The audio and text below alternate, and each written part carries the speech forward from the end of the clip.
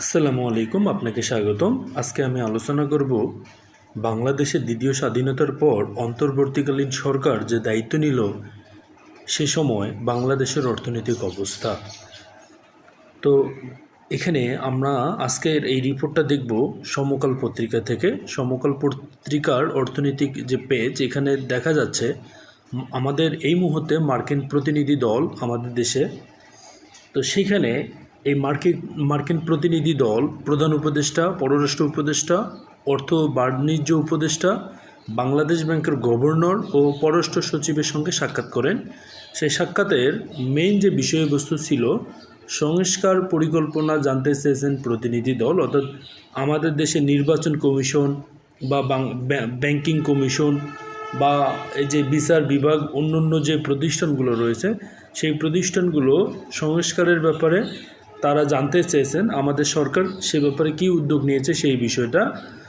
এরপর বাংলাদেশের পক্ষ থেকে সেখানে চাওয়া হয়েছে যে আমাদের দেশ থেকে যে টাকাটা পাচার হয়েছে সেই টাকাটা যেন পাওয়া যায় বা ফেরত আনা যায়।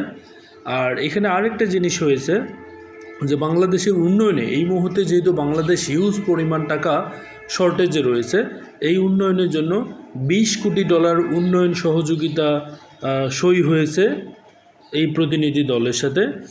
এখানে আরও জিনিস আমরা দেখতে পাচ্ছি, অর্থনৈতিক সংস্কারে পাশে থাকতে চায় যুক্তরাষ্ট্র।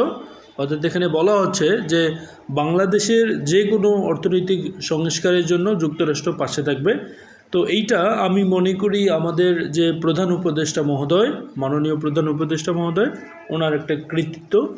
উনি বাংলাদেশ সংস্কারে যুক্তরাষ্ট্রকে ইনভলভ করতে সক্ষম হয়েছেন, এই জন্য আমাদের মাননীয় প্রধান উপদেষ্টাকে ধন্যবাদ।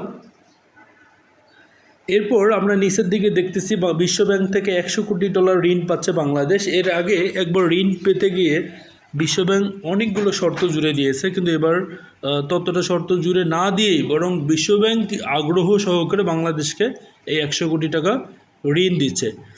এছাড়া আমরা আরও দেখতে পাচ্ছি এডিবি থেকে $90 কোটি ঋণ পাবে এই বাংলাদেশ। তো সুতরাং আমরা এখানে থেকে বুঝতেই পারছি বিশ্ব সংস্থাগুলো এবং বিশ্বের বড় বড় অর্থনৈতিক বা শক্তিশালী দেশসমূহ বাংলাদেশ সংস্কারে যথেষ্ট আগ্রহী। যেহেতু এখানে এডিবি এবং ওয়ার্ল্ড ব্যাংক সবচেয়ে বড় দুটো প্রতিষ্ঠান, তারা বাংলাদেশকে ঋণ সহায়তা দিতে আগ্রহী এবং বিশ্বের সবচেয়ে ক্ষমতাধর দেশ মার্কিন যুক্তরাষ্ট্র, তারাও বাংলাদেশ সংস্কারে আগ্রহী। তো আশা করি বাংলাদেশে সামনে ভালো কিছুই হবে। ধন্যবাদ। এই ধরনের ভিডিওগুলো যদি আপনার ভালো লেগে থাকে তাহলে অবশ্যই আমার এই চ্যানেলটি সাবস্ক্রাইব করবেন। ধন্যবাদ পাশে থাকার জন্য। আসসালামু আলাইকুম।